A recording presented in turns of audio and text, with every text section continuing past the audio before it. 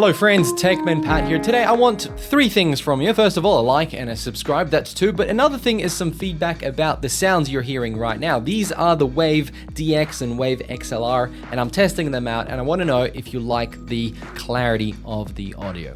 But what we're actually here for is how to bypass the Netflix password sharing crackdown that's happening right now.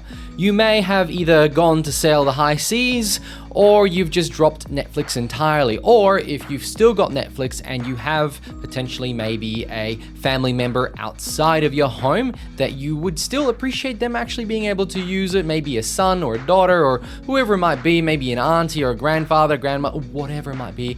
And you know what? I'm gonna pay for that and they can use it, but I wanna do it in such a way that they can utilize it without losing their access to Netflix once the password sharing IP address shenanigans start. So what happens is Netflix checks on the IP address of where you've actually signed up for Netflix, and so every time or every month actually you have to confirm that you're in that location again, so you have to log back in. Now if somebody lives overseas or if somebody lives let's say in the other side of the country, that's going to pick up that you're on a different IP address, and after a month it'll say, hey, no, sorry, you're out, you got to get your own Netflix account. Now Netflix has gotten more expensive, so there's always considerations about if you should share your password and is it fair. Well, you know what, Netflix used to say sharing is caring, so what are we to go back on our word, right? So what we're going to do today is we're going to show you a little solution on how to let people log into their Netflix once a month and make it look like they're in your home. They don't necessarily have to use it. That's the fun part. You don't actually have to use it continuously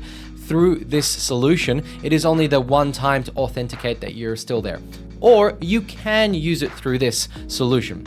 So what I'm actually proposing is using your inbuilt modems or routers VPN, the free OpenVPN solution, which basically means you create a VPN access point on your modem and then you give somebody access to that VPN connection to make it look like they're in your home. Now, I use this personally whenever I travel overseas to access things on my own computer very quickly, access things from Australia if I'm overseas in the US or Europe. And the interesting part is Netflix can't crack down on that because it is a residential IP address that the VPN connects from. It's not a company, it's not a commercial server sitting somewhere in the US. It is just a server, or rather your router in your own home, so it looks like you're just home.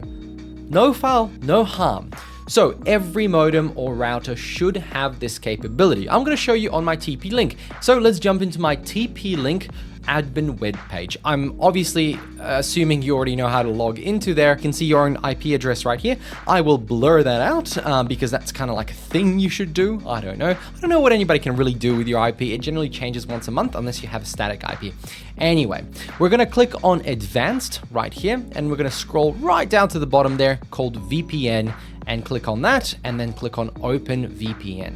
Now it's really simple. You tick the box enable VPN server and then you also have to enable the client access to allow internet and a home network, because when you connect to your local network you can actually just only access things that are locally on your network, but you can also allow that connection to access the internet beyond.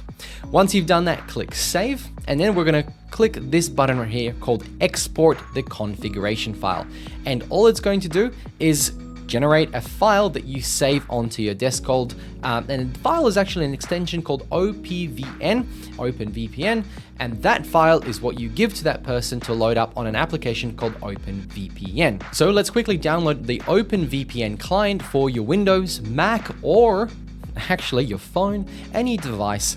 It's called OpenVPN, and if you search for OpenVPN Windows, OpenVPN Mac, you'll find this first result to be the one if you've got ad blocker on. If you don't have ad blocker on, watch out, because the first result might just be actually an ad for something completely unrelated. Click download.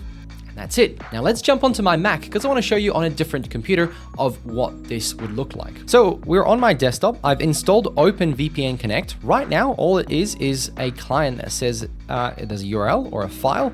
And what we're actually going to do is click on File, and then we're going to drag our VPN config file into the box. It's going to give us some details of the TP-Link DNS. I have actually blurred this out for obvious reasons.